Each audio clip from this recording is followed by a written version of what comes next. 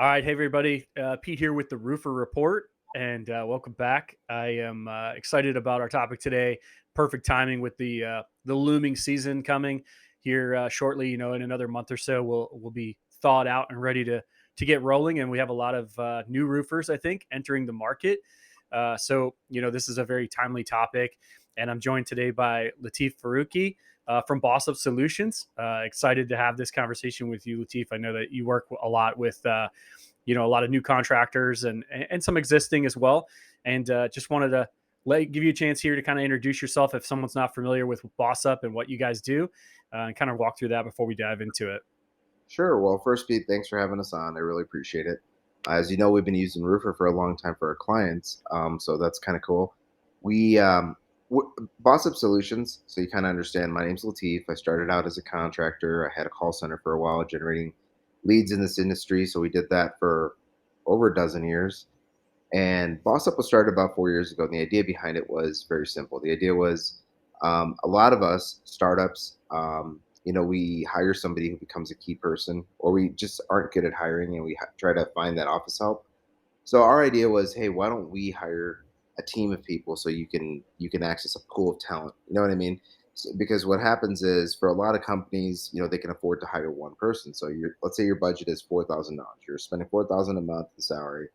First month, you got to train them. Then you got to get them in systems. And you got to buy them a laptop. Then you got to update their laptop. You got to get them a desk, a chair, a little cushion because they're not comfortable. And then they don't show up after you did all that. So now you start over.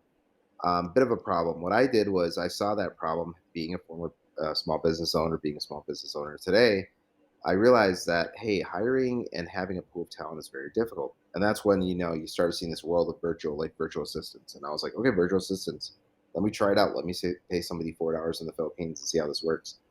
Um, the issue that what that was, and they're all great people, they just did not have the experience in our industry to be a true help. So we decided to build this business and start helping startups and companies in their first couple of years grow. What happened that I didn't realize was I didn't plan, was larger businesses started saying, "Hey, we don't really have process either. We've just gotten big through like brute force. Could we build some process? Could we use your team? Because sometimes we do need a marketing person. Sometimes we do need a bookkeeper. Sometimes we need a estimator." What I did was started building more and more talent behind the scenes for a contracting company. So you name it, from a receptionist to the senior admin to AR to estimates to marketing. We have somebody in staff. It's not that I do it all. I don't. There's just plenty of people here that we let them specialize in their arena rather than like a small business. You hire somebody, you're like, okay, so you're going to also do marketing and customer service. Also, you're going to be my part-time accountant, and I need you to pick up my dry cleaning. Yeah, So I think it's a great angle because so much I think of this business is that's a huge part, like that's an integral part of it, but it's kind of behind the scenes, right? So I think a lot of it gets overlooked. That support staff, those people in the office that really kind of hold the business together, right? Uh, yep. I know coming from a CRM background, the office administrator or the office manager was like the key person, right? Like if you could get that person on board and get that person trained and become a champion of your product, the rest of the team had to adopt it because that person was so key to the success of that organization. And so many of these guys don't have that key person in place. I think for a long time as you're growing, especially the smaller contractors, they are that person, right? Like they're the sales guy and they are the support staff, and they're at the end of the day or home at night, they're trying to do the accounting and trying to do the marketing on their own, Right. and being able to kind of take some of that off their plate so that they can go out and maybe sell more or become the project manager or whatever the case may be can be huge to their success. Absolutely. So one of the things that I noticed was that you do need somebody who understands and that can run the business. But the problem is, so think about it this way: you invest, and Pete becomes my expert, and Pete runs my business. So I'm happy sitting at the beach, relaxing, and Pete is handling everything. But one day Pete calls in and says, "Hey, Roofer just gave me this great offer. I'm leaving." All of a sudden, not only am I out a key person, I also have counted on Pete, and Pete is the guy who knows everything. So now, depending on how our relationship breaks, I may not know what I need to get going, or I might not even have the capacity or capability of doing what Pete used to do. Maybe my talents are not in the arena that yours are. So key people can destroy a business very quickly. And here's the thing: when you get larger, you get multiple key people. You're that 5 million, 7 million, $10 million company. You have multiple key people, so there is a little bit of cushion there, and usually there's some people under them. When you're smaller, you're my guy. So when you leave me, you basically are saying, Latif, shut down your business. Right. So I have to go into 911 mode and I have to figure out things. And most likely it happens at the most inopportune time. I'm sitting at the beach and I'm not coming back, planning a trip with my kids or whatever. Or I'm sick and I went away, or I took some time off. I want to do a sabbatical or whatever it might be, right? Um, so key people become a huge problem. So one of the things we alleviate is a key person dependency. Also, key person, so we'll use Pete as our example. A key person, also the bigger problem with a key person is also capacity.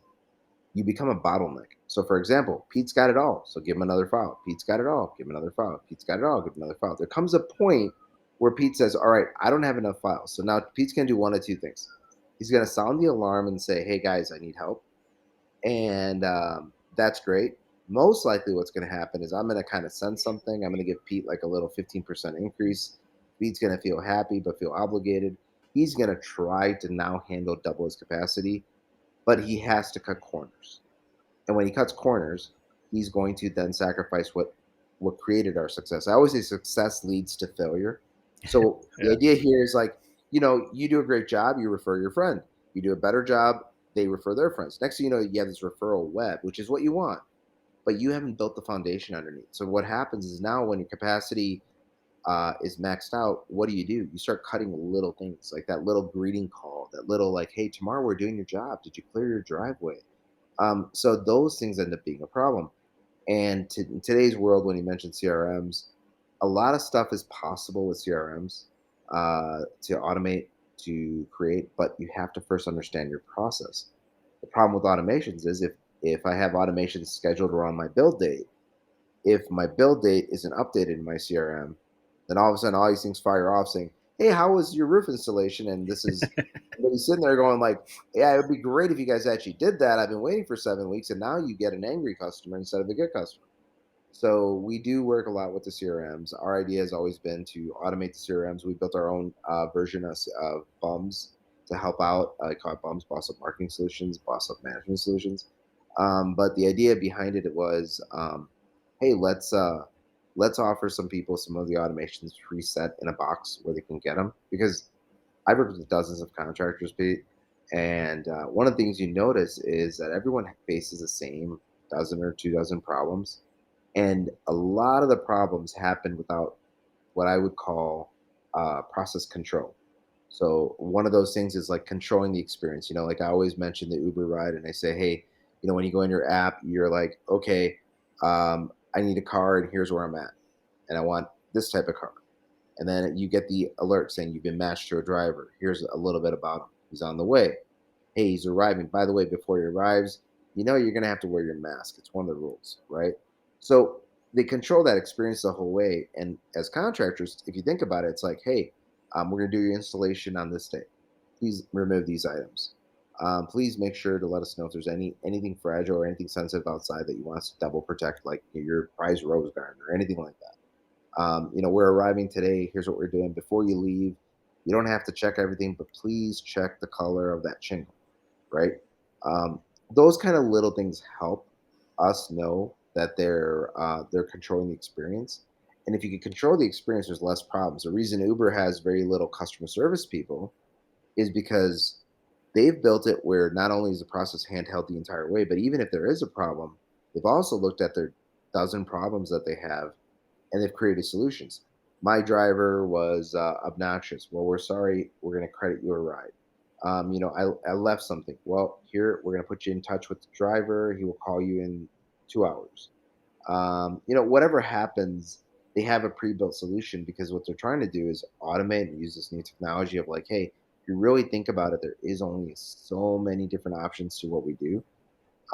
What you see contractors struggling with all the time when they come with me, man, is that they've created a mess, and like I call it laundry, and they want us to clean their laundry. The issue is like, why did they even get that dirty?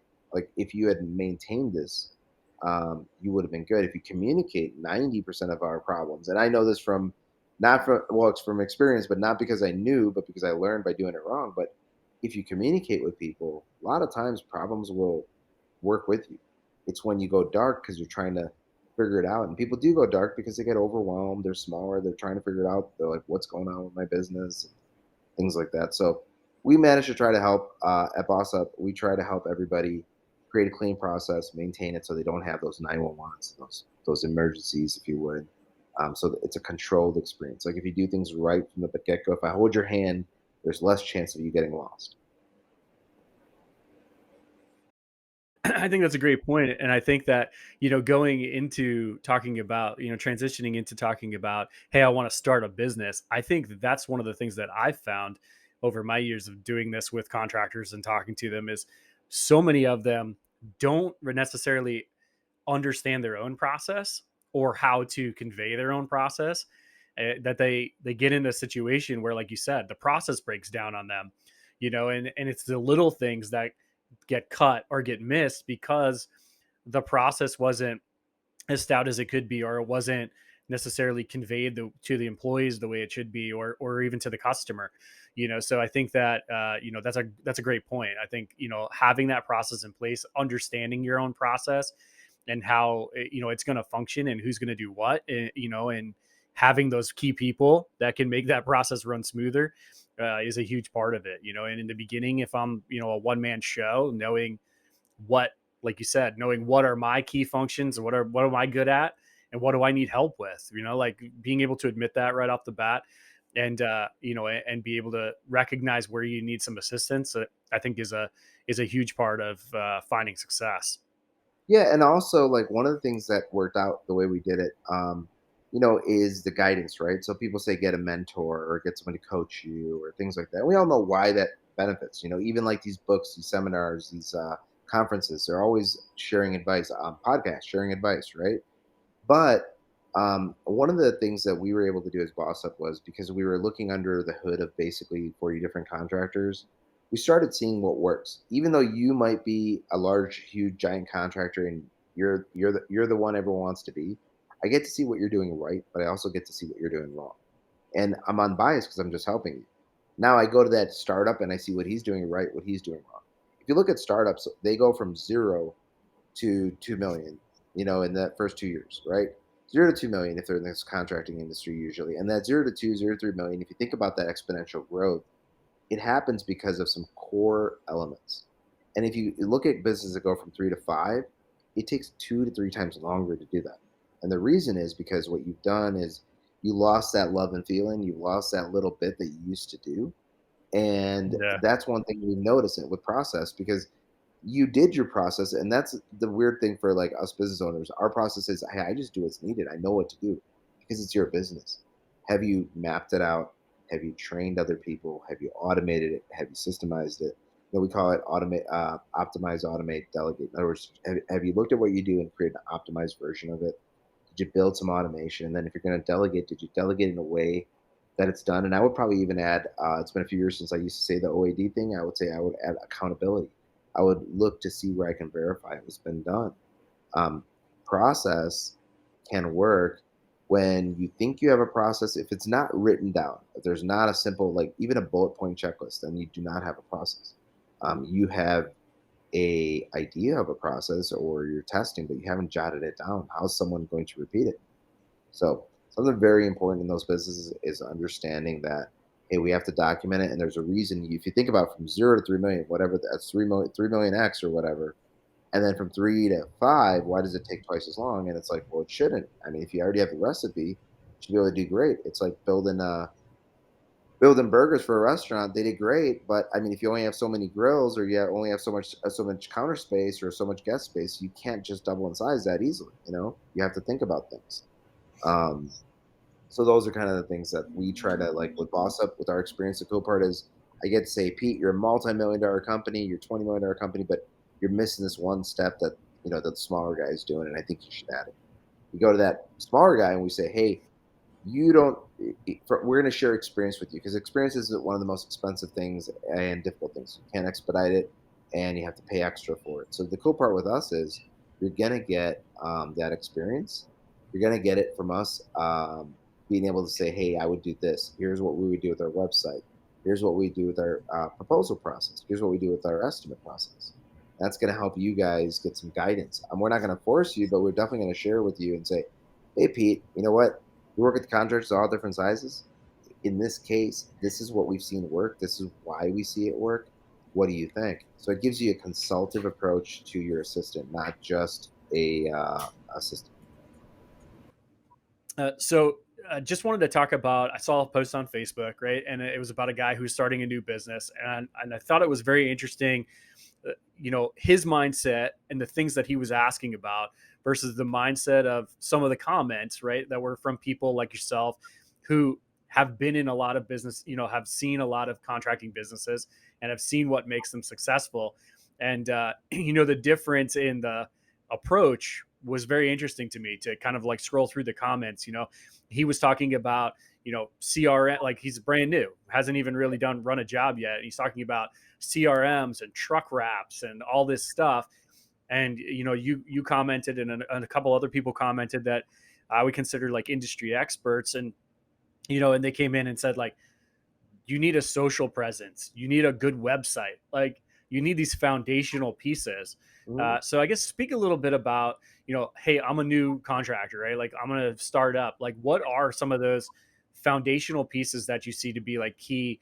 More so than obviously like wrapping my truck, right? Like that's a lot of money that I could be Right. spending someplace else, right? And so what are some key ways that you see to make that investment, to kind of get the ball rolling?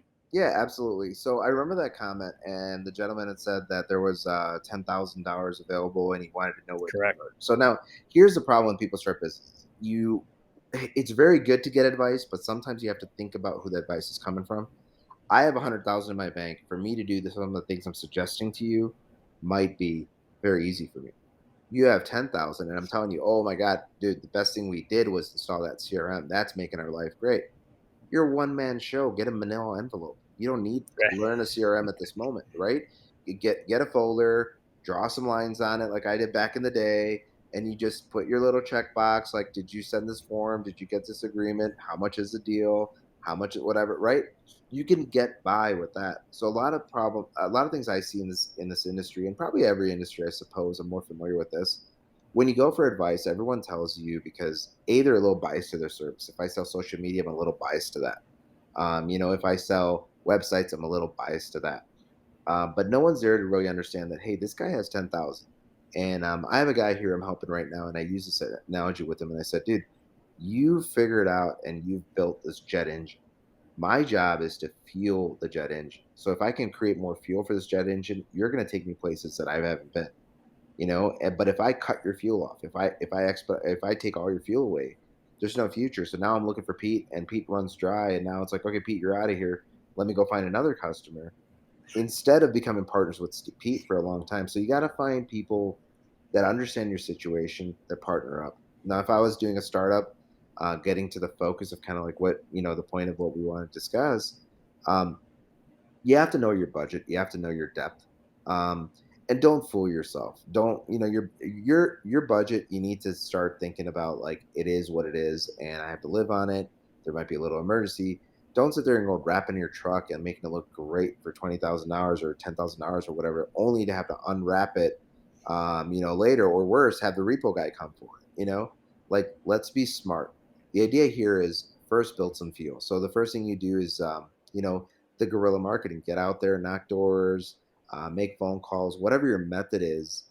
Talk to referrals, get some motion going, right? So what you should spend on is definitely, I will tell you, legal. Unfortunately, is something you need, but legal has become much more inexpensive if you reach out to these different contractor networks. They have contracts that you can purchase and you can kind of modify. There's a lot of contractors willing to give them to you. So get your contract straight.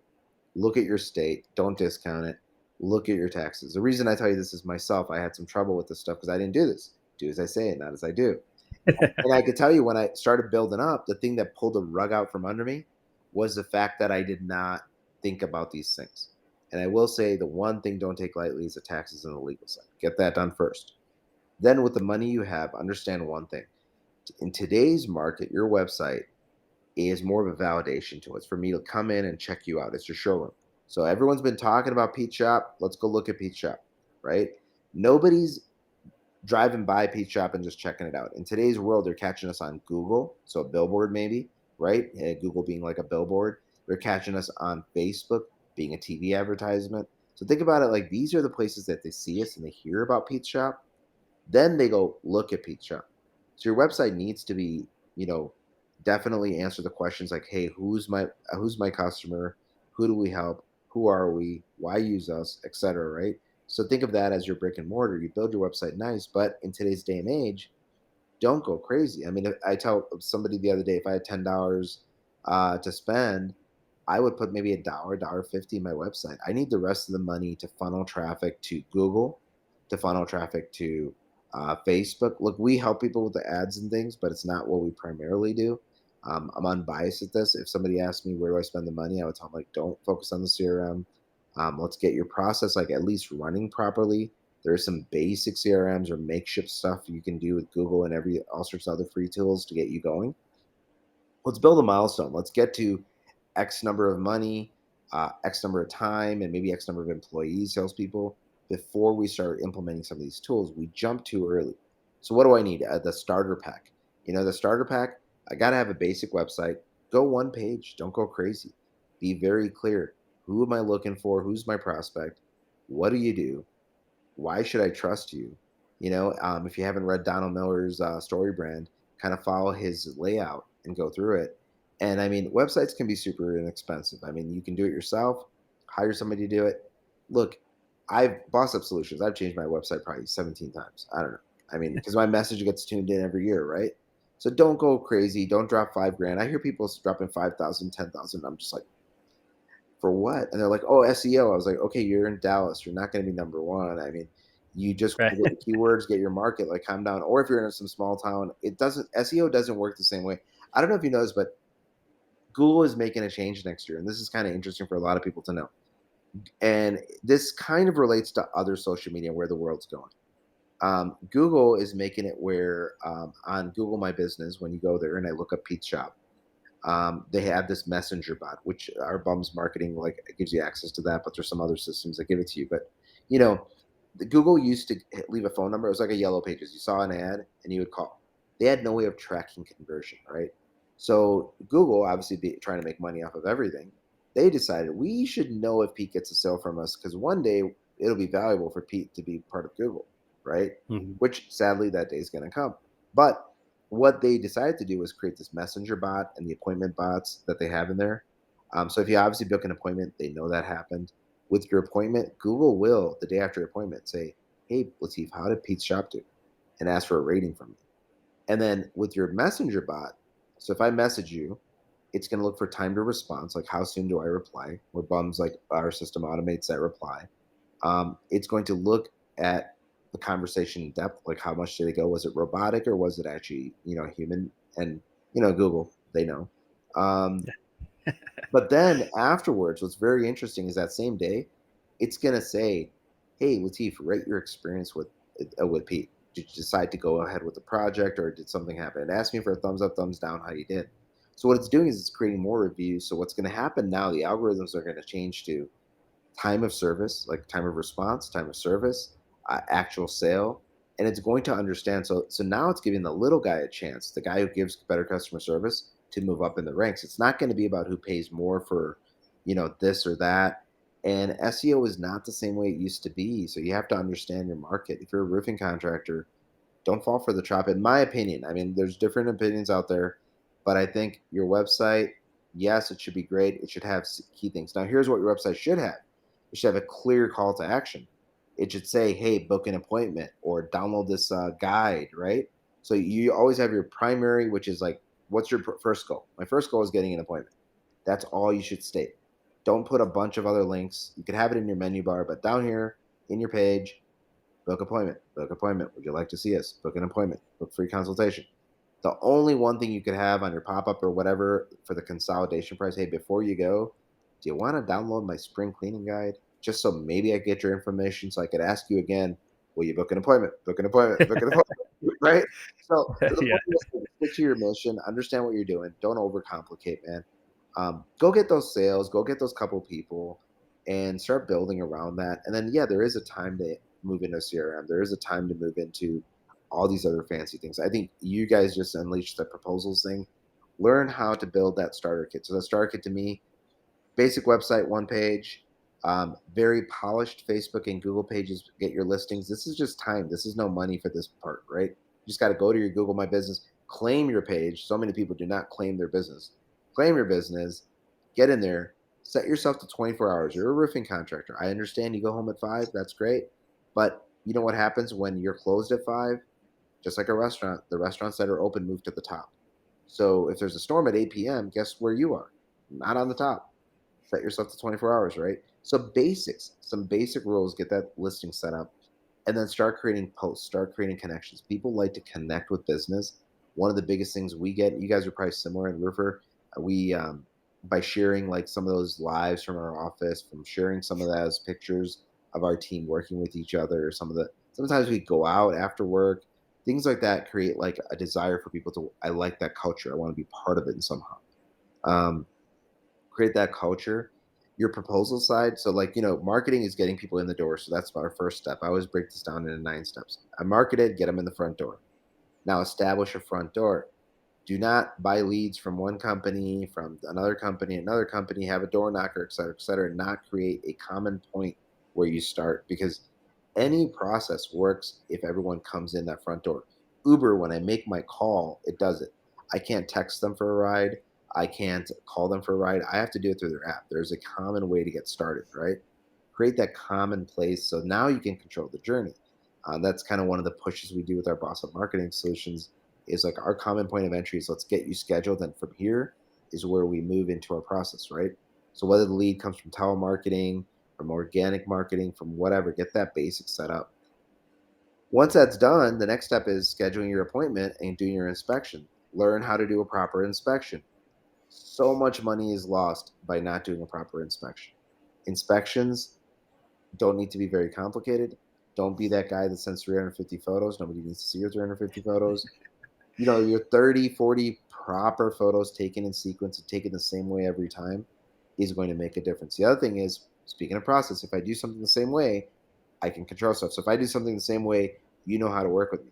So if I come to the house and I go counterclockwise or clockwise, whatever I do, I have my routine that I do, whatever routine you do to inspect the house, whoever ends up working for you in the back office, or who even yourself, when you, after you've done 10 inspections and you come home, you know what you're looking at.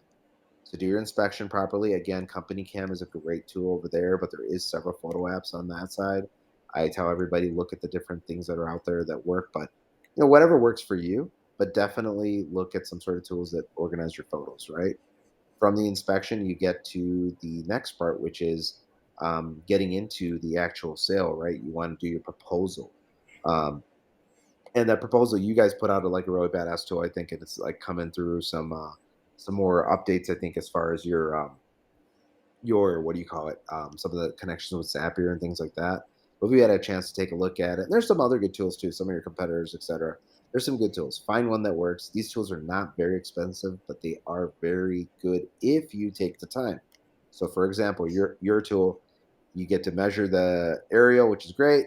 You get to show them some technology, which kind of, it turns on kind of like, hey, did you go above my house and look at this? Like, no, it's actually like a photo. I've had people say that. They're like, when did you guys fly over? And, no, it's not like that. Um, but anyways, it creates conversation, but also take the time. You've offered a tool.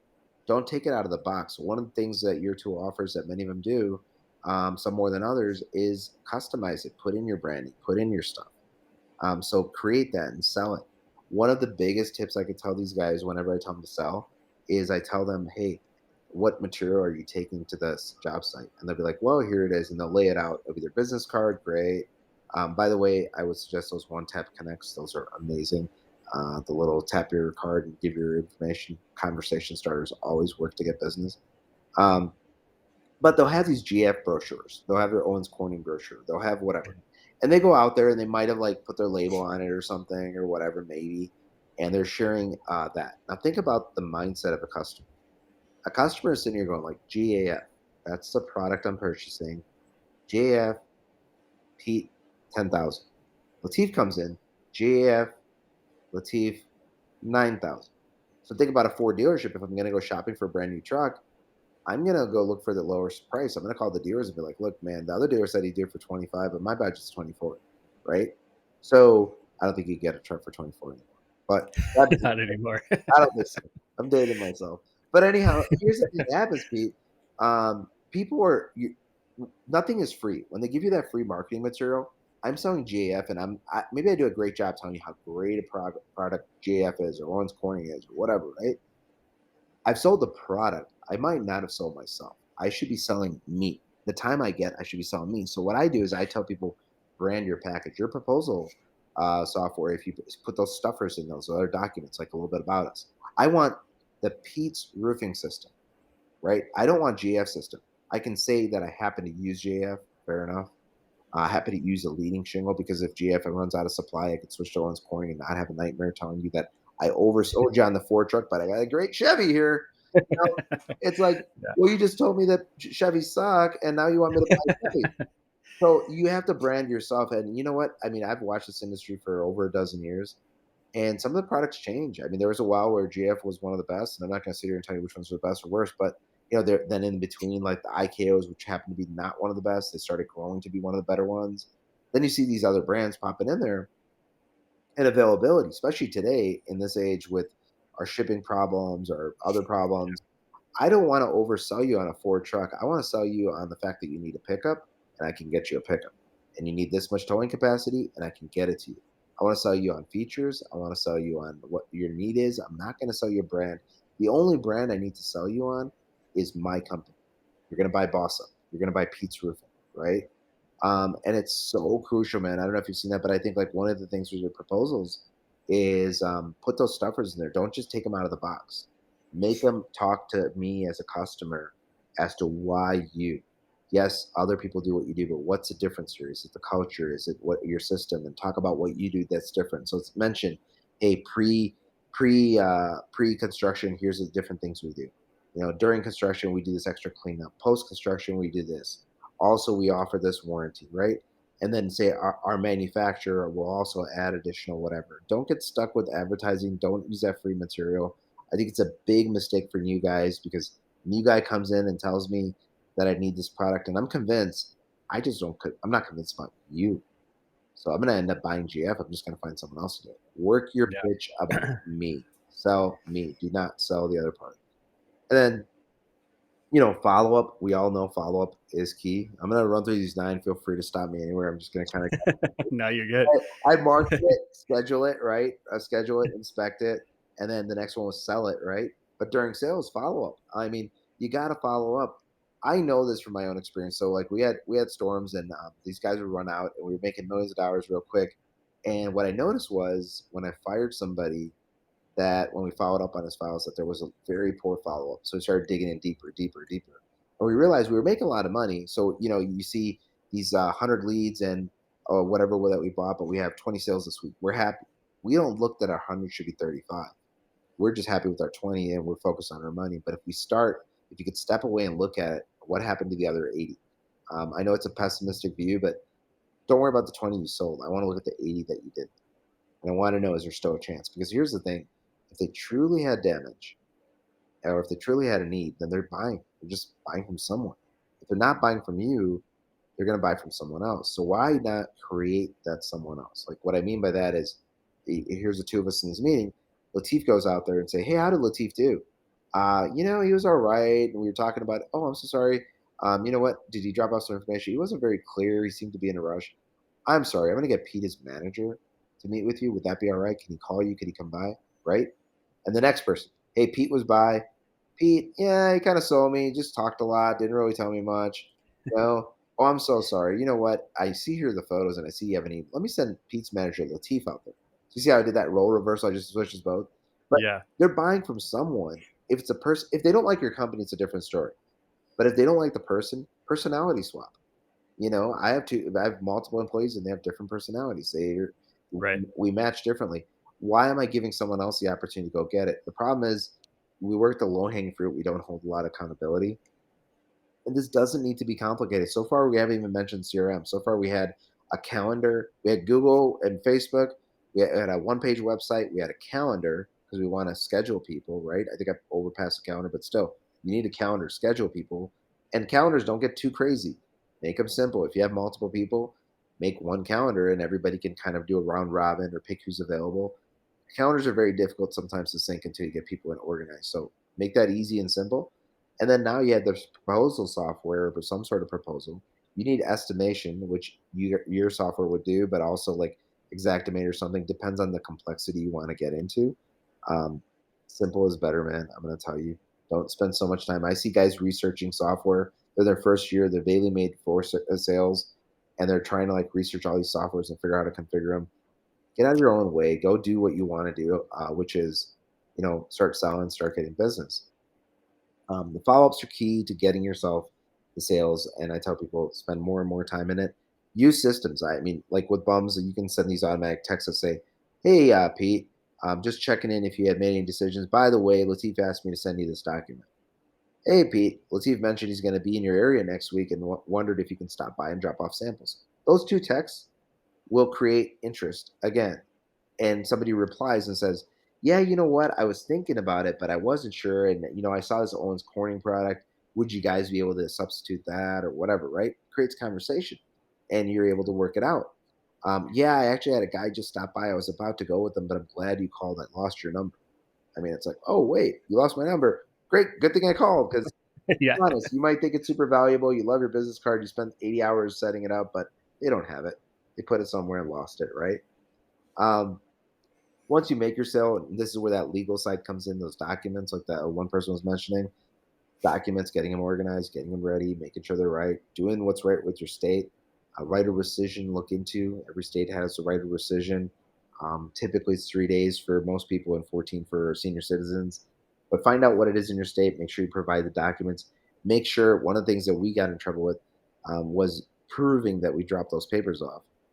Now I tell people, hey, I sent a text saying, hey, by the way, I sent those to you. Here's a link to the documents as well. You know, that way I have that paper trail of that I did do what I'm supposed to. Make sure this is a very key part when you're in sales. Understand you are making a legal agreement with somebody. Understand you're opening yourself up to liability. Be smart. 3, 4, 5 extra steps that can be automated will save you tons of headaches and thousands in legal fees. Speaking from experience. Once that's done, man, so once you make your sale, you got to get that approval from the insurance. So approval process, right? So what tools do you need so far? I mean, after these tools that I mentioned for approval, you don't need anything. You want to build your report, get out there. Hey, here's the measurements. Here's my roofer. Here's my estimate. Could be through roofer, could be through Exactimate, could be through whatever. Here's my estimate. Here's what I'm asking for. Um, there's this battle about lump sum versus itemized or whatever. Decide which way you're going. A pick one and go with it. I'm not going to tell you which is better or worse. I have my opinions, but pick one, go with it. But get your approval from the person, right? And then understand: did you get no approval, partial approval, or complete approval? Know your margin you're trying to make. Some people fight so much for one line item and they miss the big picture, which is, am I hitting my 35% margin, 40% margin? Um, Again, some tools like yours like allow you to set that margin, so you know where you need to be.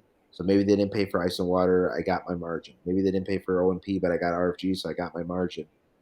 Focus on your margin, not the battle. I mean, as a salesperson, we like to win arguments, um, but this is not where you do it.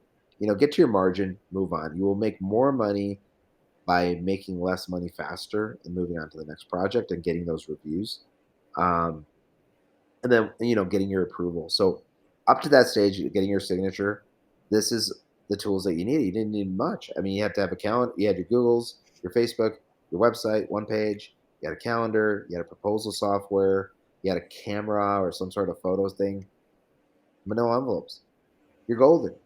You need a business Yeah. business card. I would say some branding package. Which, look, we can help you with it, but you go to Canva and design some pretty cool stuff and make your own little thing if you want to. It works great, and you're at that sale. And now what's left is you're building, you're supplementing your collection, and you're asking for reviews, right? The thing to focus on here is getting nobody knows you right today. That's your most difficult thing. To conquer that, give you concierge service, white glove service, get a review, get a referral. Because referrals business, that's immediate money. Reviews are going to start validating. The more reviews you get, the easier that next sale will be, and the more people want to work for you. I have a company I work with in Illinois. They have a little over 500 reviews in Google, and working for them is easy because like there's 500 reviews, and like that company's going to get some sales. Now, here's the thing: they probably have a dozen bad reviews, but you don't hear that noise when you have 488 positive Right. reviews. Um, Yeah. and who's the person who's most enthusiastic about going and leaving a review? It's the person who's upset, the person that probably owes you money, or there's something going on between you guys, whatever the reason. But when I had my call center and I had some issues over there, I realized one thing when I was sitting down. We had over 800 customers in 1 year. We had 3 complaints, but those three were loud. They were on Facebook, Right. social media. Yeah. Everybody was Yeah. looking at them. And those three brought out maybe three from the woodworks, so you got six. But then I sat there and I'm looking at it. One day I'm a math person. I put it on paper and I was like, 806. We have a 1% complaint ratio. I was like, 1%. I mean, that's pretty damn good. Put things in perspective for me, so I was able to change my situation, change my perspective about the problem. Hey, those eight people are valuable for sure, but let me fix it from my side as an owner. From a customer side, if they saw 792 positive reviews and they see eight negatives, I'm still rolling in business. Yeah, they're probably not even reading the negatives. Right. But when At you that wait point. long enough, when you just only let the negatives get there and you don't give it the demand it needs, and a lot of people like that start the business. I mean, I think more and more people are getting savvy, but some people they're just not into the social media thing. They're not into the Google thing. Automate that process at the right time. Ask exchange of money, happy moment, project finished. Make sure the project's finished satisfied. First, say, "Hey, are you satisfied?" Right. Before you ask them for a review. Yeah. Get a chance to do it right, and fix it. So that's kind of like the keys, man. And you're at a sale. Now you're going to get to estimation software. You can do your takeoffs using measurement software like yours. Material orders, work orders. You can walk in and do those pretty simple. You got to file your warranties. There's not a lot of software that I told you at this moment. It's more coming in. Right. It comes in after. It comes in when you bring in multiple people and you grow and you're scaling and there's other things there. Just not right now. Yeah, and like you said, I think you're at this point too, you're kind of still establishing your own process, right? So by keeping it super simple and not employing a lot of tools, like you don't have to necessarily know the process specifically yet. Like you can kind of build it as you go and figure it out before you try to put it into a CRM, right? Or before you try to get in a position where you're gonna have to train other employees on a process that you're still trying to figure out on your own. Like you said, it's so important, even like when you go to do an inspection, that inspection's done the same every time. You start to develop that routine and that process, and that's really where the success comes from, and that's how you can then Yeah. scale it and equate to putting it into a CRM, and where then you start to see the holes of like, hey, how can I take this process and plug in uh, you know a platform maybe, or a piece of software that could help me better automate my getting my referrals or Yeah. something along those lines. Yeah, so when you mention process, I don't know if you mind if I share my screen for a second. I'll show you something that you want to get to. I'm gonna do this real quick. I think it'll let me share. I think I haven't used this software before, but Yeah. there you go. So Yeah. I don't know if you see my screen with this Lucid chart here. Yep, there we go. Okay, so my Lucid chart here. This is all about a build process, right? So like I'm building this in our bum software, but here's my process. Look, if you're doing a build and you see a lot of people complain about stuff about like, oh, my build didn't go right, whatever, that experience controlling. What I'm doing is I've built this very simple pre-build, build day, post build, right? The build day is my trigger. That's the day things are going to start. So the day before the build or 5 days before the build, I want to send an SMS and email, and here's a little bit about what I want, the message I want to get across. A day before the build, I want to make sure if I don't need to reschedule it. If I need to reschedule it, I need to send a certain email. If I don't, I'm going to move forward with this particular process. The day of the build, 7 a.m., I want to get in touch. 1 p.m., I want to get in touch. Why? Because I rather reach out to them before they have to reach out to me and control the experience, right? Control that journey. So you're controlling the customer's journey. My point of this, and I could get into this in depth or whatever, but my point of this sharing this is because if you see around my build day, I've built every communication, how everything's going to go. If we did complete the project, here's what we're going to do. We're going to do a survey. If the survey is good, we're going to ask them if there's a punch list. Then we're going to go and ask for reviews. Um, if the job isn't completed, I want to find out what's going on. If there's a delay, I want to know how long it is, and I want to send an end of day report. So what I'm doing is I'm basically looking at our process of how we control one experience, and I mapped it out. Grab a board. Some people use bullet points. Some people draw things out. But when you can map it out, that's when you can build it. A lot of guys are like, "I want to CRM." Okay, do you have what you want? I mean, I can build it, but if you're asking me to build the plans, I'm going to build them to you my way, and maybe that's not the way you want it. Um, so don't get too caught up with that. Start learning your process, mapping it out. Process should not be reliant on people or software. It should be about what happens, when happens, and why it happens, and what happens in case it doesn't happen. It's not about a software or anything. That comes in later. You use software to operate your process. You use humans to operate your process, but your process is absent of software, absent of people. And that's Yeah, the thing you that's a need. huge point. I mean, look at proposals. I mean, you guys just came into the market with that, and I love it. And I can tell you, like, I like it a lot. But here's the thing: I was using other proposal software before, but in my process, now I found a better software I can implement. So I'm changing the software, but I'm not changing my process. My process around building a proposal did not change from substituting someone else with Roofing. My process is the same. There's some new efficiencies that I added that helped, but my process didn't change. And that's what people have to figure out is you get so reliant on a software. I see these guys and they're trying to make their guys learn a software. Going back to Boss Up for a second, like our human side of it. So Bums is my automated side, I guess. My software side. Boss Up is my human side. My human side of Boss Up. One of the things I try to do is and I think CRM companies, much they love us, they hate us.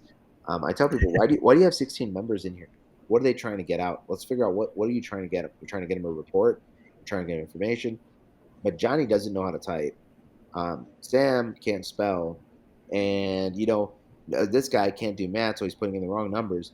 Wouldn't it be better if they just like message the office and let one person, let your operator, if you would, your dispatch, go ahead and start putting stuff in? So one of the things at Boss Up that we do is we try to tell people like, hey, let's get them out, build them what they need to see, but let's get them out. A, it saves money, and B, it also forces you to, if I'm the only one or if my team is the only one who's like putting in information, it's going to be put in the same way every time. If you have Johnny, Sam, and Bill, they might do it three different ways. And that information, those CRMs, if you go to most of them, every one I log into, save none, I would say, every CRM I log into, here's your task list. And I can see stuff that's like 5 pages worth of tasks. It's like, what are these? It's like, oh, yeah, like we're trying to figure out. It's like, why would you keep putting? Imagine somebody walking up to your office and putting a post on your desk today and tomorrow, the next day, and the next day, and the Yeah. next. Would you like be okay just having all these post-its on your desk? Why do you have them in your CRM? It's like, well, because they're all very important, really, because you haven't looked at them, and I'm pretty sure most of them are expired at this point. Um, Yeah. you got to get control, but now if you make somebody accountable for, hey, you manage my CRM. Here's the cool part about doesn't matter which CRM you go with. If you put in the right data and you have it in there properly, and someone's taking that accountability of doing it, man, those reports that come out and that information that comes out is invaluable. And you want to get there, but you have to get there by letting somebody operate, not letting everybody access it, right? Letting one person deal with it, letting a team deal with it, and then growing from there, and then figuring out what do I need to give access to my salesperson? What do I need to give access for my marketing person?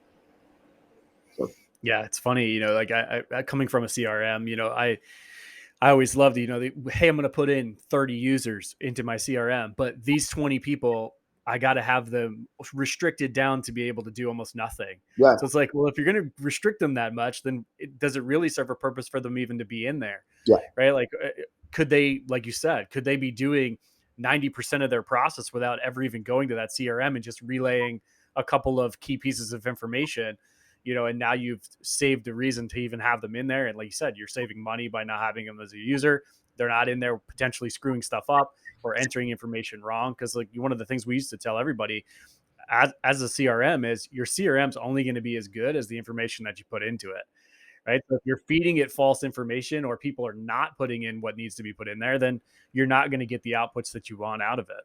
Right, and this is where if you control the right person putting the information in, it ends up being better for you. So a lot of times people want to use this system or that system, and they want to get 30 people in it, and then they get their software and they're like, "Oh, now we need canvassing software.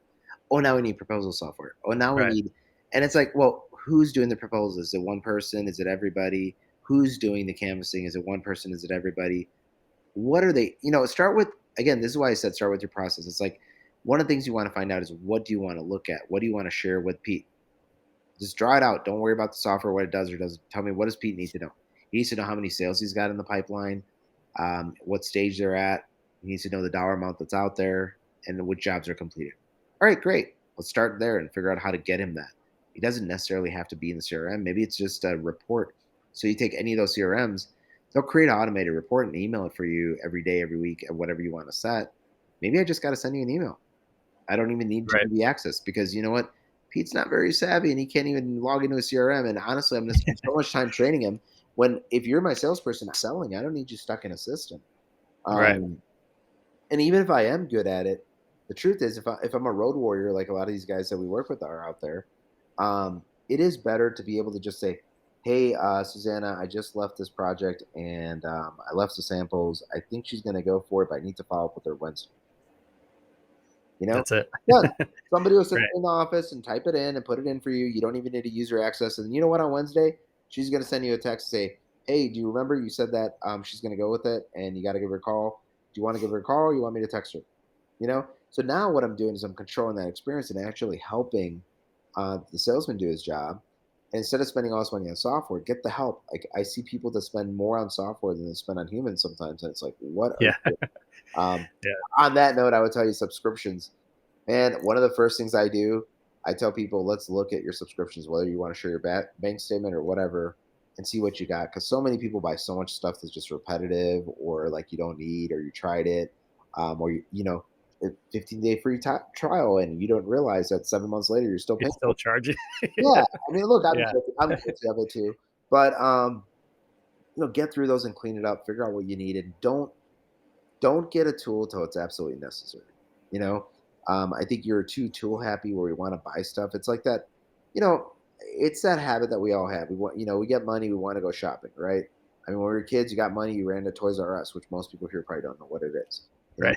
but you ran out there and you bought something, right? If you had $15, you went out and what did you look at? You looked at stuff for $17 because you're Yeah. like, Dad, you want to give me two, right?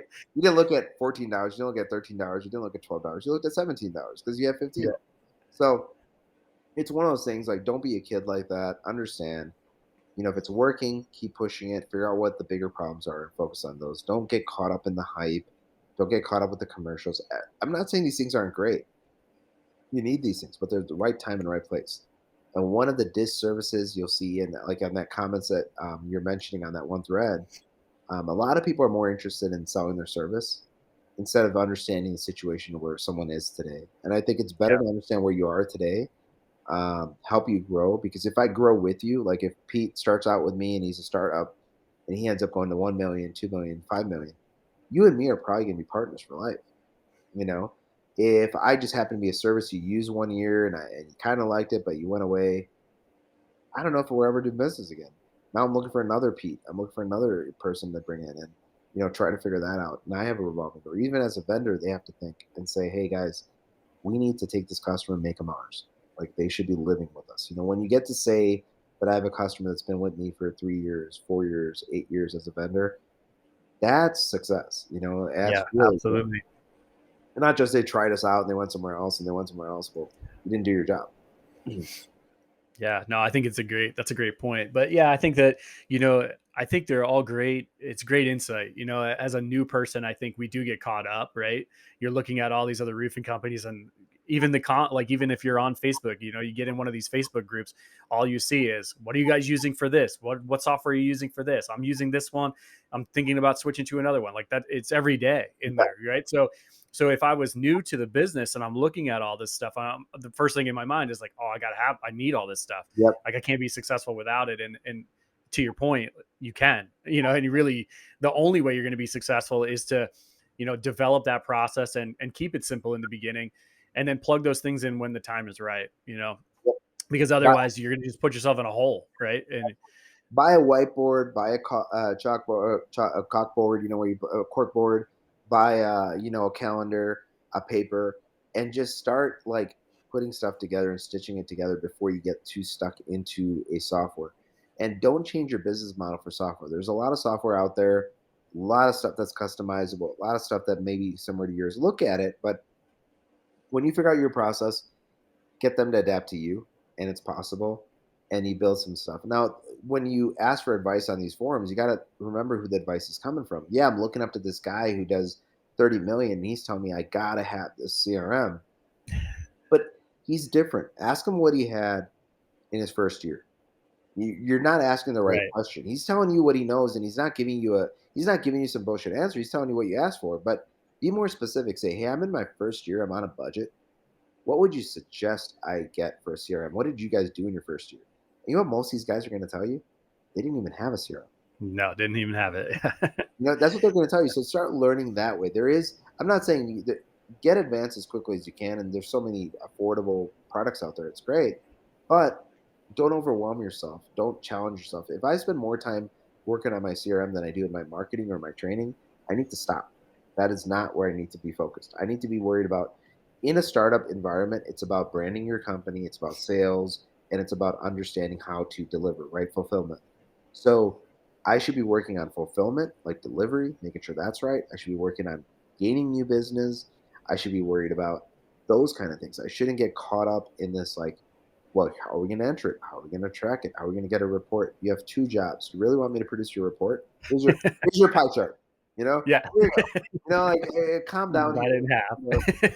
Exactly. Yeah. And again, get to the other stuff and start looking at it, start adapting to figuring it out, and what have you. But don't get overwhelmed, and don't let yourself get overwhelmed. Get advice properly and ask the right question, because I don't think people are giving poor advice. They're just giving advice from the shoes that they sit in today, and they're not thinking when they started up. And I think there's a big difference in those two scenarios. Like, if you ask me, hey, if you were starting a business, what would you do? In the position I'm in today, I would list off a lot of things. And you told me that, hey, like my daughter came to me and she's starting her business, and she asked me what she needed. I started with, okay, here's the necessities. We're going to cover that attorney thing. We're going to cover that tax thing. We're going to get the bank account. Like, we went through the basics. We didn't get all into this, like, well, you need an automated system to reply. You need to track your Right. customers. You need to create a drip Yeah. campaign. You need to, like, okay, and how many customers do you have? Zero. It's like, okay, Right.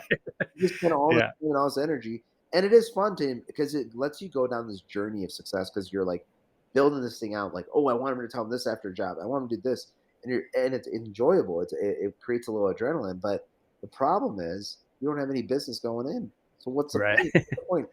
I built this Yeah. great race car. I just don't have anyone to race it. You know? Yeah. Okay. Yeah.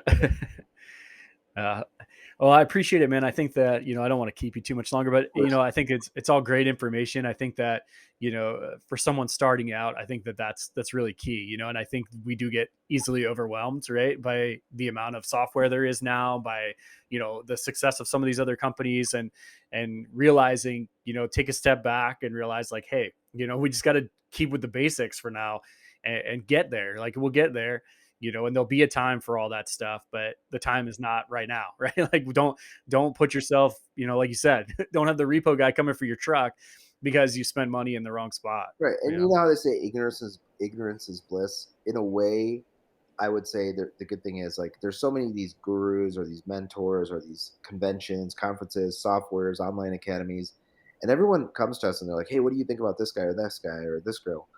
Look, we all have our opinions. That's a different story. But here's the thing, it's like a recipe for a cookbook. If you find a recipe, if you don't know how to cook it right out of one book, why are you jumping to another book? The problem's not the book, the problem's your cooking.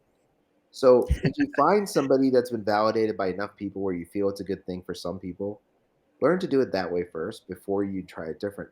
I like to cook. I learned to cook things through recipes first, and then I start changing it to my flavor once I Right. understand it. Right? Same thing with these mentors and stuff out there. Like, don't get too caught up in like I want to see the next best thing. The problem is if you don't know how to cook it right one way, why are you jumping in the other kitchen? Like, there's no reason. And I think Yeah. it's one big thing in our industry that startups kind of fail. And I get it. You want the right advice. You want to do it the right way, but first learn. There's always times to adapt. Do it this guy's way, and then take a look at the other one once you have an understanding. And before you know it, you'll be building your own way. So I think it's very important for startup guys, and even people that are further along the way, and they're just thinking about how do we scale? Why are we in a rut? Why we stopped at 3 million? Start looking at those things. So it helps, man. I do Yeah. appreciate you bringing us on, and sharing a little bit about Boss Up Solutions and Boss Up Marketing Solutions. Go to our website. We always send out free comments and free content. Feel free to look at it. We're not a spam company. My rule is one email a month, is all we keep it at. If you're engaged with us, and of course, like there's text and stuff back and forth or whatever between us. But other than that, we do that. But I try to put stuff out there like roof type exactimate guides, different guides on how to build a website. Other stuff is always available. Find stuff there. And also book a discovery call and talk to us if you ever want to like learn a little bit more. We're happy to share. Yeah, absolutely. Yeah, I think it's a great opportunity, like you said, to just take advantage of some knowledge there. And I think so many times, you got to keep in mind, especially if you're a new guy. Like I tell our team all the time, you guys, like internally, our sales guys and our support guys, you're industry experts at this point, because just by the default, like you're talking to so many different contractors. Like you said, you're talking to hundreds or potentially thousands of contractors over the course of the years, Mhm. right? So by default, like you've just gained all this knowledge, so Yeah. take advantage of that if you're a new guy. Don't be afraid to hit up a company like Boss Up, or Yeah. so, or any software, or anybody you see on Facebook. Grab any of us and just say like, hey, can I run something by you? We're most of us are going to be more than happy to jump on and help you out. Yeah, and don't get yourself overloaded with information with Facebook and social media. Sometimes you get all these different opinions, and again, they're coming from different sources and different walks of life. You Yeah. have to pick where you're going and commit to it. ADHD in our industry is very common, where I don't know what to do. Like I get a call from the same guy as a buddy of mine. He's a customer too, and he calls me every week wanting to change the CRM. And I'm like, dude, Yeah. why every week are we going through this? Either make the change or don't. Your voice is so much energy on it.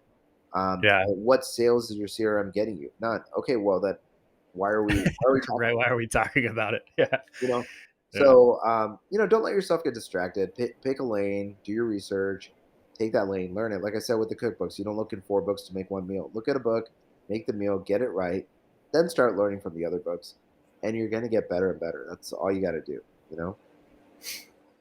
Well, great, man. I really appreciate you coming on. Like I said, some really invaluable insight. I think some great knowledge there. So from some great experience, So really appreciate you sharing today and having you guys on, and look Yeah. forward to talking to you again soon.